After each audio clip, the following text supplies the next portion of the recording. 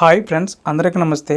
ఆంధ్రప్రదేశ్ రాష్ట్ర వ్యాప్తంగా రానున్న 24 గంటల్లో భారీ వర్షాలు కురుస్తాయని ఆంధ్రప్రదేశ్ విపత్తు నిర్వహణ సంస్థనైతే చెప్పడం జరిగింది. అయితే ఈ ఏడాది ముందుగానే ఋతుపవనాల రాకతో వర్షాలు అయితే పడ్డాయి. అయితే అవి మందగించడంతో వర్షాలు తగ్గాయి.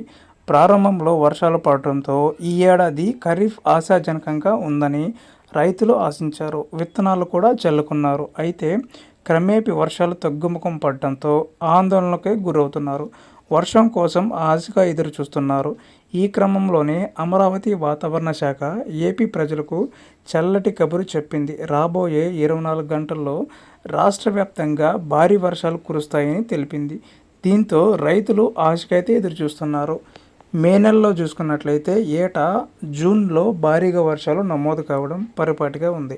అయితే ఈ ఏడాది మే నెలలోనే రికార్డ్ స్థాయిలో వర్షాలు పడ్డాయి. దీంతో జూన్లో సైతం భారీగా వర్షాలు పడతాయని అంతా భావించారు. కానీ అనుకున్న స్థాయిలో పడలేదు.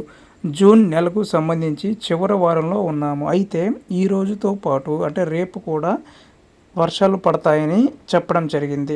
ఉత్తర కోస్తా యానంలో అక్కడక్కడ ఉరుములు మెరుపులతో కూడిన వర్షపు జల్లులైతే పడనున్నాయి. వర్షం పడుతున్న సమయంలో గంటకు 40 నుంచి 50 కిలోమీటర్ల వేగంతో ఈదురుగాలులు వీచే అవకాశం ఉంది. 3 రోజుల పాటు రాయలసీమ, దక్షిణ కోస్తా ప్రాంతాల్లో తేలికపాటి వర్షాలు, చిరుజల్లులు కురిసాయడానికి అవకాశం అయితే ఉంది. సో భారీ వర్షం అయితే నమోదు కావడం జరుగుతుంది. నిన్న చాలా జిల్లాల్లో భారీ వర్షాలు అయితే నమోదయ్యాయి. ముఖ్యంగా శ్రీశైలం, కాకినాడ, యానం, అమలాపురం, నెల్లూరు, చిత్తూరు, తూర్పుగోదావరి జిల్లాలో వర్షాలు కురిసినట్లు వాతావరణ శాఖ అధికారులు అయితే తెలిపారు. శ్రీశైలంలో గరిష్టంగా 40 కిలోమీటర్ల వర్షపాతం నమోదైనట్లు వాతావరణ శాఖ అధికారులు అయితే వెల్లడించారు.